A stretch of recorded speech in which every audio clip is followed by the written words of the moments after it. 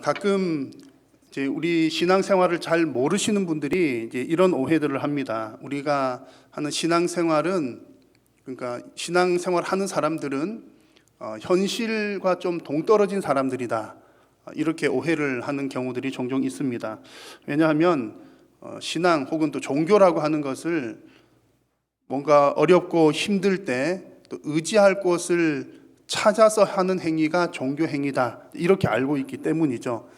그러나 여러분, 저와 여러분들은 잘 알지 않습니까? 우리가 하나님을 믿는 신앙은 내가 어렵고 힘들 때, 물론 그때 하나님께서 찾아오시는 그런 측면도 있지만, 내가 힘들어서 하나님을 만나게 된 것이 아니라 하나님께서 우리를 은혜를 주셔서 만나게 된 것이고, 그래서 우리가 행하는 이 신앙생활은 결코 힘든 현실에서 벗어나기 위한 생활이 아니라, 도피 생활이 아니라 오히려 이 현실 가운데 더 견고하게 발을 내딛고 살아가는 것이 우리의 신앙입니다.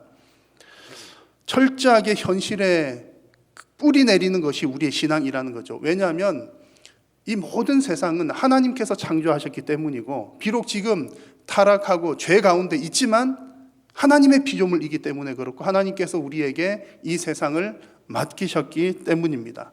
그리고 죄로 인해 타락한 이 세상을 하나님께서 지금 회복시켜 가고 계시는 중인데, 그 과정에서도 하나님께서 우리 성도들, 하나님의 백성들을 사용하셔서 이 땅을 회복시켜 나가시기 때문입니다. 그래서 우리가 천국을 꿈꾸고 살아가지만 천국에서만 잘 살면 돼, 그런 것이 신앙이 아니라, 물론 궁극적인 모든 우리의 삶의 목표는 천국에 있지만, 내세 천국에 있지만, 이 땅에서 살아가는 동안에 이 땅의 문제도 잘 해결하는 것이 또 하나님께서 원하시는 바입니다. 특히 여러분, 우리가 이 땅에 살아가면서 직면하게 되는 제일 큰 문제가 무엇입니까? 쉽게 말하면 먹고 사는 문제라고 할 겁니다. 이게 어느 시대나 또 어느 지역에나 동일한 과제가 먹고 사는 문제일 겁니다. 먹고 사는 문제를 조금 전문적으로 표현하면 경제라고 표현할 수가 있겠죠. 경제라고 하는 말의 그 첫 시작이 어떻게 되었는지 제가 한번 찾아보니까 이런 내용들이 있었습니다. 먼저는 경제를 영어로 보면 이코노미라고 하는 단어인데, 이 이코노미라고 하는 경제 영어 단어는 그 첫 시작이 헬라어로 된 오이코노모스라고 하는 말에서 유래가 되었다고 합니다. 이 오이코노모스라고 하는 말은 집안 살림을 하는 사람이라고 하는 뜻입니다. 집안 살림하는 것과 경제가 이제 같은 맥락이라는 얘기죠. 이제 영어에서는 이렇게 되어 있고요. 우리가 흔히 사용하는 경제라고 하는 말은 경세재민이라고 하는 말의 약어라고 합니다. 경세재민이라고 하는 말의 뜻은 세상을 다스리고 국민을 편안하게 만든다라고 하는 뜻이죠. 그러니까 가만히 보면 결국 이 경제라고 하는 말은 그냥 쉽게 말하면 먹고 사는 것에 관한 일들인데, 그냥 먹고만 사는 게 아니라 모두가 다 함께 잘 먹고 잘 살기 위한 것이 경제다, 이렇게 이해를 할 수가 있겠습니다. 자, 여러분, 어떻게 하면 우리 모두가 다 함께 잘 먹고 잘 살 수가 있을까요? 아마 각 분야의 전문가들이 그 해답들을 다 가지고 있을 겁니다. 경제 전문가, 사회학 전문가 등등 그 전문가들이 그런 해답들을 내어놓겠지만, 우리 성도님들은 여러 가지들 다 참고를 해야 되겠지만, 가장 기본적으로 과연 그러면 성경에서는 이 경제 문제를 무엇이라고 얘기를 할까라고 하는 그 하나님의 뜻과 메시지는 우리가 분명하게 알고 있어야 하겠습니다. 오늘 본문을 읽어보니까 우리가 지금 읽고 있는 사도행전 가운데 초대교회가 바로 그 경세재민의 공동체였습니다. 정말 이상적인 경제 공동체였다는 얘기죠. 나라님도 해결 못한다는 가난의 문제가 초대교회에서 해결이 되었기 때문입니다. 그래서 지난번 사도행전 말씀 나눌 때는 이 초대교회가 기도하는 신앙 공동체입니다라고 하는 그런 부분을 말씀을 나누었고요. 오늘은 그 초대교회가 그냥 하늘의 것만, 영적인 것만 추구할 뿐만 아니라 이 땅에 사는 동안에 땅의 문제도 하나님의 뜻대로 해결해 나가는 경제 공동체가 교회이다라고 하는 것을 오늘 말씀을 통해 함께 나누고자 합니다. 자, 가난 문제를 해결했다 그랬습니다. 오늘 말씀의 이제 결론은 초대교회가 초대교회에서는 가난 문제가 해결되었더라. 이게 이제 겉으로 드러나는 표면적인 결론입니다. 그런 가난 문제를 해결한 초대교회, 그 초대교회는 이 경제에 대해서 어떤 관점을 가지고 있었을까? 오늘 말씀을 보니까 아주 독특하고 또 분명한 특징이 있습니다.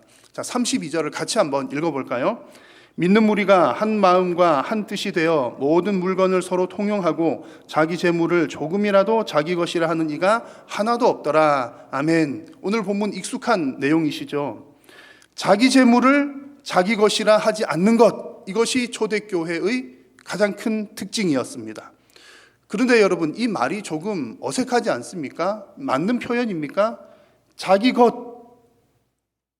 자기 재물, 그러면 자기 재물은 누구 소유라는 얘기입니까? 내 소유라는 뜻인데, 그런데 자기의 소유를 자기 것이라고 하지 않는다 그랬습니다. 그래서 이 말만 보면 조금은 앞뒤가 맞지 않는 것처럼 보입니다. 자, 그러나 오늘 성경에 나오는 이 표현이 너무나 정확하고 또한 중요한 고백입니다. 자, 우선에 이 초대교회의 특징을 볼 때 여러분, 자기 재물이라고 하는 표현을 나온 걸 보니까 사유재산이 인정되었다는 것을 분명히 알 수 있습니다. 사유재산이 인정되었습니다. 다른 말로 하면 공산주의가 아니라는 얘기예요. 그래서 오늘 이 본문을 쭉 읽으면서 그러면 교회는 자기 재산 다 내놔야 되겠네, 뭐 그렇게 얘기할 수 없다는 얘기입니다. 성경은 분명히 사유재산을 인정합니다. 구약시대부터 쭉 보면 하나님은 사유재산을 인정합니다. 자, 그런데 중요한 것은 그렇게 인정을 받았음에도 불구하고 자기 것이라고 하지 않는다는 것이 중요한 포인트입니다. 자기 것이라고 하지 않는다는 것은 무슨 뜻입니까? 자기 것이 아니면 누구의 것이라는 얘기죠?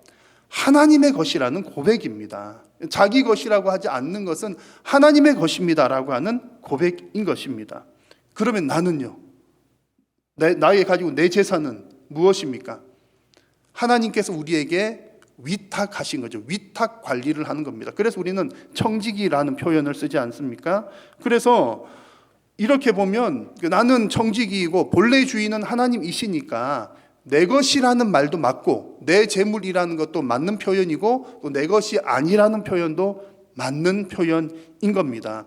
초대교회 성도들은 이것처럼 모든 물질의 근본 주인이 하나님이시라는 고백을 했다는 얘기입니다. 여러분, 이 고백을 하는 것이 어디서부터 나왔는지가 중요한데요. 성령 충만한 사람들은 이 고백을 너무나 자연스럽게 이런 고백을 합니다. 오늘 그 본문 읽은 것은 32절부터 읽었는데 그 바로 앞 구절을 보시면 31절에 이제 초대교회 사람들이 성령이 다 충만했더라, 그런 내용이 나옵니다. 그래서 초대교회는 어쨌든 성령 충만 공동체였습니다.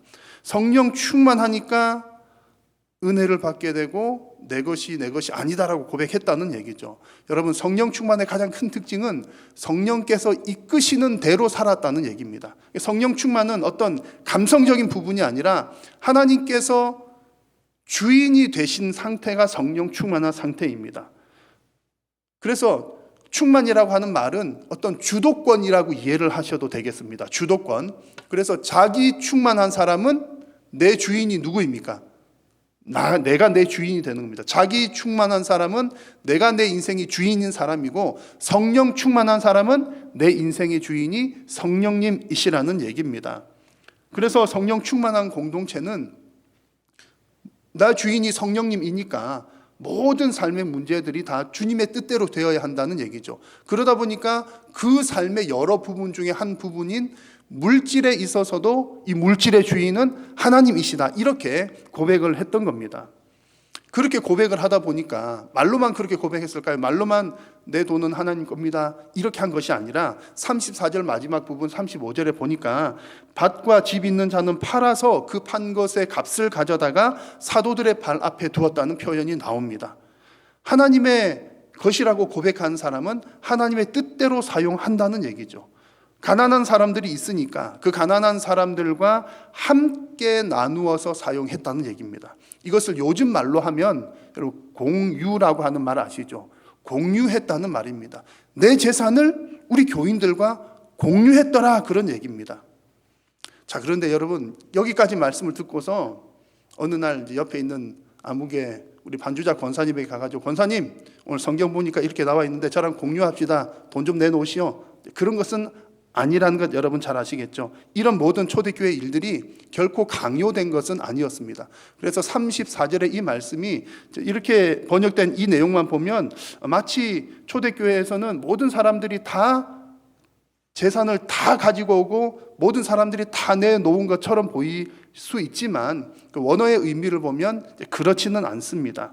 그래서 원어의 의미를 살려서 번역을 하면은 때때로 재산을 가져다가 사도들을 발 앞에 바쳤다, 그런 의미가 됩니다. 그래서 우리말 성경 번역에 보면 이따금씩이라고 하는 표현이 들어가서 오늘 이 34절을 이따금씩 성도들이 자기 재산을 팔아서 사도들의 발 앞에 가지고 왔다, 그렇게 번역되어 있습니다. 그러니까 천편일률적으로 모두 다 가지고 와, 다 내어놓으시오, 그렇게 한 것이 아니라 성령께서 감동을 주실 때 그 감동에 순종해서 지금 우리 공동체에 이런 부분들이 필요하구나, 감동 주실 때에 기꺼이 내 것이 아니라 나는 청지기이고 하나님 주인이시니까 주인님의 뜻대로 내어놓았다라는 뜻입니다. 성령께서 감동하실 때에 그들이 기꺼이 내어놓을 수 있는 이유는 나는 청지기요 오직 하나님이 주인이시라는 고백이 있었기 때문입니다. 그래서 여러분, 이 부분이 중요한 포인트입니다. 그리고 이어서 나오는 사도들의 발 앞에 두었다라고 하는 것도 아주 중요한 내용을 담고 있습니다. 사도들의 발 앞에 두었다는 것은 진짜로 보따리를 가져다가 그 발치 앞에 두었다라고 하는 의미보다는 사도들의 권위 앞에 두었다라고 하는 뜻입니다. 사도들의 권위에 맡겼다는 거죠. 그러니까 내 집 재산을 팔아다가 사도들에게 가져다 주면 그것을 어디에 어떻게 사용할지는 사도들이 결정했다는 내용입니다.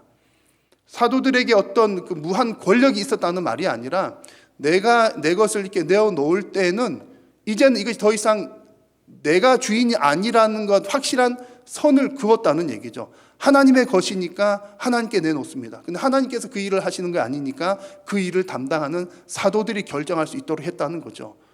만약에 이렇게 내어놓으면서도 이것은 내 재물이니까 내가 돈 냈으니까 나도 뭔가를 영향력을 좀 끼쳐야지, 아마 어떤 서로의 이권이 걸린 그런 어떤 사업이라든지 그런 관계들에서는 내가 내놓으면 영향력을 끼치고 싶어 할지도 모르겠습니다. 그러나 하나님 나라의 사역에서, 교회 사역에서는 하나님께 내어놓으면 더 이상 내 권한은 내 스스로가 없다라고 생각을 하고 오직 그 모든 주권을 하나님께 맡기는 것이 필요하다는 그런 이야기입니다. 여러분, 성령께서 여러분들에게 감동하실 때에 기꺼이 내 것이라 하지 않고 하나님의 것임을 인정하면서 공유하는 여러분들이 다 되시기를 축원합니다. 아멘 소리가 크십니다. 자, 여러분, 이런 고백은요 우리 개인에게만 해당되는 것이 아닙니다. 내 것, 초대교회 성도들이 내 것을 내놓아서 공유를 했으니까 우리 개인도 그렇게 하자, 그것만 있는 것이 아니라 교회도 똑같이 행해야 됩니다. 자, 우리 한일교회 건물이 있고 땅이 있습니다. 이 건물과 땅은 누구의 것입니까? 가끔 이제 교회 안 다니시는 분들은 오해를 하셔요. 그래서 저더러 부자인 줄 아는 사람들이 있습니다. 교회는 목사 것 아닌가? 그런데 한번 제가 언제도 말씀드렸습니다만 우리 교회, 한일교회의 이렇게 이 재산들은 총회 법인에 이렇게 속해 있습니다. 주인이 법인이라는 거고요. 총회에 이제 속해 있다는 얘기입니다. 그리고 어떻든 우리 성도님들이 또 다른 면에서 보면 이제 교회의 주인이기도 하죠. 우리 모두가 교회의 주인입니다. 예배당의 주인입니다. 자, 그러나 이것을 우리들에게 맡기셨지만 오늘 말씀에 의하면 내 것이 아니라는 거죠. 하나님의 것입니다. 그렇다면 초대교회 성도들이 내 것을 우리 지체들과 공유를 했던 것처럼 교회 공동체에도 우리 교회의 재산을 공유를 해야 됩니다. 누구와 공유를 할까요? 우리끼리요? 우리끼리 하면 내 것을 내가 쓰는 것밖에 되지 않습니다. 그래서 교회는 똑같이 개인이 공동체와 공유를 하는 것처럼 교회는 지역사회와 그것을 공유를 해야 됩니다. 이것이 초대교회가 보여주는 하나님 나라의 중요한 원리입니다. 그래서 우리 한일교회는요, 우리 교회 건물, 우리 교회 땅, 이게 내 거다 이런 생각보다는 그냥 이 지역 주민들, 우리 동네 거다 이런 생각을 가지는 것이 성경적입니다. 그래서 우리 교회는 그렇게 하려고 애를 많이 쓰고 있습니다. 쓰고 있는데 최근에 지난달 우리 당회 때 결정을 해서 이제 그 도봉구청과 이렇게 협의가 돼가지고 우리 교회 마당의 일부분을 공유 주차장으로 지정을 했습니다. 그래서 이제 다음 주면 뭐 이것도 뭘 쓰는 게 있더라고요. 써서 이제 조만간 시행이 될 텐데, 이렇게 생긴 노란 딱지 붙은 차가 있는 걸 보면 공유 주차장을 이용하는 차량이구나, 그렇게 알 수가 있겠습니다. 이미 이런 것 없이도 지금 주중에 보시면 교회 마당에 차들이 좀 꽤 많이 있습니다. 있는 것이 지역 주민들의 차도 있고, 또 아동센터 이용하시는 뭐 부모님이라든지 봉사자들의 차량도 있고, 이미 우리는 그렇게 많이 공유를 하고 있습니다만, 이제 앞으로 이제 이런 차들이 들어오면 좀 더 복잡해질지도 몰라요. 그러면 성도님들 중에 어느 날 교회 일이 있어서 오셨다가, 아니 내 교회 내가 왔는데 딴 사람들 차만 있고 내 교회 차 될 때도 없으면 조금 불편하실지도 모르겠습니다. 혹 그러시더라도 오늘 말씀 잘 생각하시면서 우리 교회가 가진 것 마땅히 세상과 공유해야 될 것이다 라는 생각을 가지시고 이 일들을 기쁨으로 감당할 수 있기를 바랍니다. 올해 우리 교회 표어가 무엇입니까? 우리는 세상 속의 교회입니다. 우리는 세상 속의 교회라는 말이 그 세상 속에서 소금과 빛으로 살아간다는 건데, 오늘 장로님 기도해 주신 것처럼 우리가 그냥 말로만 세상 속의 교회입니다 이렇게 할 것이 아니라 정말 삶으로 드러내 보여야 합니다. 그래서 앞으로 세상과 공유할 부분들을 더 많이 찾아 나갈 수 있기를 소망합니다. 그리하여서 우리 개인에게, 우리 한일 교회에게 주어진 그 모든 것을 내 것이라 고백하지 않고 오직 하나님의 것이라고 고백하는 저와 여러분들, 우리 한일교회가 되시기를 축원합니다. 자, 여러분, 초대교회가 이렇게 고백했던 것, 물질에 관한 이런 내용들은 가장 중요한 그 근본을 우리가 잊지 말아야 됩니다. 물질을 이렇게 서로 공유하고 나누었다는 것은 그 물질에만 초점을 맞추어서는 안 되고, 무엇보다 중요한 것은 이것의 첫 시작이 성령 충만으로부터 시작되었다는 것을 여러분 결코 잊으셔서는 안 되겠습니다. 하나님을 믿는 사람들 외에도 선한 일을 하는 사람들 많습니다. 그런데 각자가 시작하는 그 동기들은 다 다릅니다. 예를 들어 빵을 나누어 준다고 생각을 했을 때에 빵을 나누어 주는 행위는 똑같지만 그 목적은 다 다를 수 있습니다. 어느 종교, 타 종교, 어느 종교나 또 어떤 신앙을 가진 사람들은 내가 빵을 나누어 주는 목적이 내가 선한 일을 해야 지옥 가지 않고 천국 가기 때문이다. 혹은 이제 내세에 더 이상 윤회하지 않고 이제 열반에 들기 때문이다. 이런 관점을 가지고 선한 일을 하기도 합니다. 그런 목적이 있다는 거죠. 또 어떤 사람들은 내가 가진 어떤 사상, 이 물질은 나누는 것이 옳아. 공산주의 사상이 그런 거죠. 공평하게 나누어야 돼. 부가 한쪽으로 몰려서는 안 돼. 그런 어떤 생각을 가지고 선한 일을 하기도 합니다. 빵을 나누는 일을 하는 거죠. 여러분, 물질을 나누는 행위는 똑같지만 첫 출발점과 목적은 다릅니다. 우리 교회가, 성도들이 이 일을 시작하는 것 무엇 때문입니까? 초대교회가 자신의 물질을 내 것이라 하지 않고 공유했던 것 무엇 때문이죠? 부활의 메시지를 듣고 성령 충만했기 때문입니다. 성령 충만했기 때문이고, 또 그 하나님의 말씀에 순종하기 위해서, 그것이 하나님의 말씀이기 때문에 그 일들을 했던 겁니다. 그런데 자칫 잘못하면 그냥 처음에는 이런 목적으로 했다가 그냥 쭉 지나다 보니까 처음 왜 그랬는지는 잊어버리게 되면 나중에 가서는 성령 충만하지 않고서도 이 일을 하게 되는 겁니다. 성령 충만하지 않다는 것은 하나님께서 더 이상 주도하지 않는다는 뜻이에요. 그냥 내가 착한 일 하는 겁니다. 그냥 착한 일만 해도 참 귀한 일이기는 합니다만, 그러나 우리의 첫 시작은 하나님이라고 하는 사실은 결코 잊어서는 안 될 겁니다. 그래서 실제로 많은 신앙 공동체들이 성령 없이 그냥 선한 일만 하는 경우들이 더러더러 있습니다. 그래서 우리 성도와 교회는 늘 우리가 어떤 선한 일을 할 때에 항상 그 근본 목적을 늘 확인을 해야 됩니다. 과연 이게 무엇 때문에 이 일을 하는가? 내가 내 뜻을 이루기 위해서 이 일을 하는가? 하나님의 뜻을 위해서 이 일을 하는가? 우리는 하나님의 뜻을 이루기 위해서 이 일들을 시작했습니다. 그러므로 늘 성령 충만할 수 있도록 기도하시고, 또 성령 충만, 하나님의 주도하심을 따라 이 사역들을 잘 감당해 나갈 수 있기를 바랍니다. 자, 그러면 어떻게 성령 충만합니까? 성령 충만이라고 하는 것이 오늘 사도행전 맥락에서는 앞장에서도 나눈 것처럼 하나님의 말씀을 듣고 기도할 때 초대교회 성도들이 성령 충만했습니다. 초대교회의 성령 충만의 역사가 나타났던 그 하나님의 말씀에 있어서의 핵심 메시지가 바로 예수님의 부활이었습니다. 그래서 33절에도 보시면 사도들이 큰 권능으로 주 예수의 부활을 증언을 했더니 무리가 큰 은혜를 받았다 그랬습니다.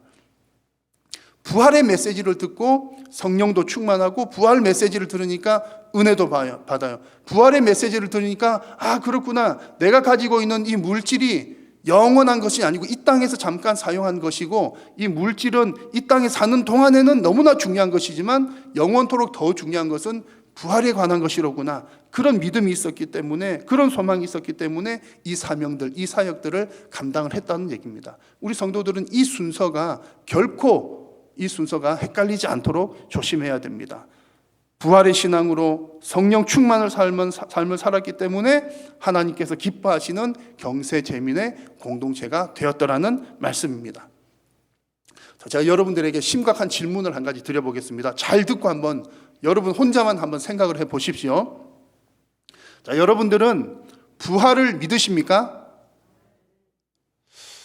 3분 정도 답을 안 하셨는데 마스크를 안 쓰셔가지고 누군지 모르겠지만 여러분 부활을 믿으시죠? 아멘입니다. 그런데 제가 왜 이것을 심각한 질문이라고 말씀드렸냐면 한번 스스로를 돌아보십시오. 부활을 믿으신다면 그 부활에 관한 여러분의 삶에서 과연 내 삶에서 부활에 대한 열매를 맺고 있는가 한번 여러분을 생각을 해보시는 겁니다. 내 삶에서 과연 부활에 대한 열매를 맺는가. 열매를 보면 그 나무를 안다고 그랬거든요. 내가 부활이라고 하는 것을 믿으면 부활에 관한 뭔가 열매를 맺어야 됩니다. 우리 교회는 수요 기도회 시간에 웨스터민스터 대요리문답, 압축된 교리를 배우고 있는데 지난 수요일에 나눈 내용 중에 이제 이런 표현이 있었습니다. 실천적 무신론이라고 하는 표현입니다. 실천적 무신론. 무신론이 뭡니까? 신을 안 믿는 거잖아요. 하나님이 안 계신다라고 믿는 겁니다. 그러면 하나님이 없다라고 하는 사람에게 영생 천국이 있습니까? 없습니다. 자, 그런데 여러분들은 하나님 있다고 믿으십니까? 아멘이시죠? 그런데 뭐가 문제냐면 실천적 무신론이라고 하는 것이 사실은 매우 무섭습니다. 그래서 우리가 성경을 해석할 때 또 심각하게 해석하기도 하고 좀 여유롭게 해석하기도 하고 그러는데 이 실천적 무신론은 좀 심각하게 해석하는 쪽에 속합니다. 어떤 내용이냐면 우리가 하나님이 있다고 믿고 고백하고 하나님 있습니다라고 믿지만 실제로 내가 삶을 살아갈 때 하나님 안 믿는 것처럼 안 믿는 사람하고 똑같이 살아간다면 사실은 그 사람은 무신론자다. 그런 얘기니까 실천적 무신론입니다. 초대교회 공동체에서 가난한 자가 없었던 가장 근본적인 이유는 그들에게 부활의 신앙이 있었기 때문이고 그 부활의 신앙을 가지고 부활을 믿는 사람처럼 살아갔기 때문에 가난이 없어졌던 겁니다. 내 것을 공유하는데 전혀 문제가 없었다는 거죠. 그런데 만약에 우리가 말로는 나 부활을 믿습니다 라고 하지만 이 땅에 살아가는 모습을 가만히 보니까 부활이 없는 것처럼, 부활이 없다고 생각하는 사람들은 어떻게 살아갑니까? 어쨌든 이 땅에서 무조건 여기가 끝이니까, 내가 죽으면 끝이니까 여기서 사는 동안 내가 최선을 다해서 잘 살아야 돼 라는 생각 가지고 살아가니까 그 더 뒤는 생각하지 못하게 되는 겁니다. 만약에 부활을 믿는 사람이 그런 것처럼 내가 죽고 나서 내가 모르겠고 여기 사는 동안 내가 안전하게 잘 살아야 돼, 그렇게 살아간다면 실제로는 부활을 믿지 않는 것, 실천적 무신론이라는 얘기입니다. 물론 여러분 오늘 이런 얘기를 하면서 우리 한일교회도 초대교회처럼 돼야 됩니다, 여러분 재산 다 가지고 오십시오, 이런 얘기는 결코 아니라는 것 잘 아실 겁니다. 오늘 말씀이 보여주는 바는 결코 공산주의를 얘기하는 것 아닙니다. 초대교회는 독특한 그 시대의 상황이 있었습니다. 그러나 교회가 지향해야 될 부분은 분명합니다. 부활을 믿는다면 적어도 크든 작든 간에 그 열매가 보여져야 한다는 거죠. 그 열매를 봐야 그 나무를 알 수 있기 때문입니다. 지난 1월 달에 이제 우리 교단에 속한 SFC에서 책을 한 권 출간을 했는데 코로나 시대 청소년 신앙 리포트라고 하는 책을 지난 1월 달에 출간을 했습니다. 팬데믹 상황 속에서 우리 청소년 사역 어떤 방향으로 해야 되는지에 대한 그 답을 찾고자 지난해 10월 달 그즈음에서 설문조사, 전국에 있는 우리 학생들 한 1,800명 정도, 1,800여 명 정도를 설문조사한 내용을 가지고 이렇게 쭉 분석을 한 그런 책입니다. 그 내용들 중에 이제 이런 내용이 하나가 있었습니다. 청소년들에게 질문을 하는 거예요. 청소년, 너의 신앙에 가장 큰 영향을 끼친 사람은 누구냐? 그런 질문이 있었어요. 그래서 여러분 누구인지 맞춰보십시오. 청소년들에게 가장 영향을 끼치는 사람은 누구일까요? 1번 목사, 2번 주일학교 반 선생님, 3번 부모, 4번 친구. 몇 번이라고 생각하십니까? 설문조사 결과는 부모가 신앙생활에 가장 큰 영향을 끼친다라고 나온 거예요. 퍼센테이지로는 38.7%. 그런데 우리가 흔히 언뜻 생각하면 내가 신앙 생기는 게 교회에 와서 목사님 설교 듣고 혹은 주일학교 선생님에게 공과 공부 배움을 받고 그렇게 해서 신앙생활 영향 끼친 게 제일 클 것 같은데, 물론 그런 사람들이 있겠죠. 여튼 설문조사에서는 그 결과가 내 신앙에 내가 하나님 믿고 이렇게 신앙생활 하는데 제일 영향력이 있는 것은 내 부모다라고 하는 숫자가 목사나 교사들 한 14% 정도 됩니다. 그러니까 부모가 끼치는 영향이 수치상으로 볼 때 2배 이상이 되더라는 얘기죠. 근데 이 설문조사 결과는 이번에만 이렇게 나온 게 아니라 이런 설문조사들이 더러더러 계속 있어 왔습니다. 늘 거의 그렇습니다. 영향 가장 끼치는 사람은 부모님이다. 여러분, 왜 이런 결과가 나왔을까요? 부모와 목사의 차이점을 곰곰이 생각을 해보면 대략 알 수 있습니다. 아이들이 무엇을 보고 영향을 받느냐? 자녀들은 부모의 삶을 봅니다. 그러나 자녀들은 목사의 삶이나 교사의 삶을 이렇게 배우는 건 배우지만 삶을 보기는 어려운 거죠. 그러면 결론은 뭐냐? 자녀들이 신앙 영향을 받는 것은 뭐 성경 어쩌고 해갖고 그것을 통해서 배우는 것도 물론 있겠지만 가장 큰 영향 받는 것은 누군가의 삶을 보고 그것에 영향을 받는다는 그런 의미입니다. 그 삶을 보고 영향을 받는 겁니다. 자녀들이 부모님, 예수님 믿으면 저렇게 사는구나. 천국 있는 사람은 저렇게 살아가는구나. 천국에 대한 소망 있으면 이렇게 어려울 때도 이런 믿음으로 이겨내는구나. 그렇게 해서 영향받는 게 제일 크다는 얘기입니다. 이 얘기를 드리는 이유는요, 세상도 마찬가지입니다. 세상은 하나님을 어떻게 볼까요? 보이지 않는 하나님을 어떻게 봅니까? 세상은 성도와 교회를 통해서 하나님을 봅니다. 물론 우리가 성경을 가르치고 뭐 하고 하는 것도 반드시 필요한 일입니다만 가장 그들에게 먼저 다가가는 것은 성도를 통해서, 교회를 통해서 하나님을 보게 된다는 그런 얘기입니다. 그러면 우리가 어떻게 살아가야 될지는 너무나 명확한 겁니다. 우리 성도들이 만약에 세상 사람들하고 똑같이 부활이 없는 것처럼 살아간다면 우리 삶을 통해서 어떻게 하나님을 보여주고 우리가 어떻게 소금과 빛이 되겠습니까?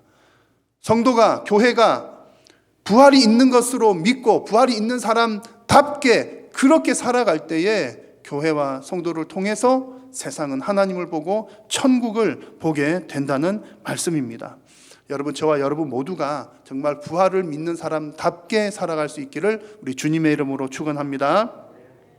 자, 이미 제가 오늘 말씀의 결론은 말씀을 드린 것처럼 초대교회가 이렇게 살아갔더니, 부활에 대한 말씀을 듣죠. 부활에 대한 소망을 가지죠. 그러니까 성령 충만하게 살아가죠. 성령 충만하게 살다 보니까 내 것이 아니라고 고백하니까 성령께서 감동 주실 때 필요를 따라 다 내어놓죠. 그렇게 했더니 그 결과가 뭐라고요?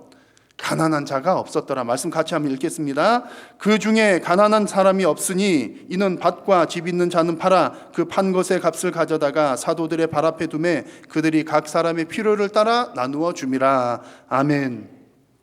초대교회에 이런 일이 일어났다는 겁니다. 근데 이게 성경을 통해서 보니까 뭐 쉬운 것처럼 보일지 모르지만 지금도 우리가 가난 문제 해결하는 게 어려운 문제잖아요. 초대교회는 더 어려운 문제였습니다.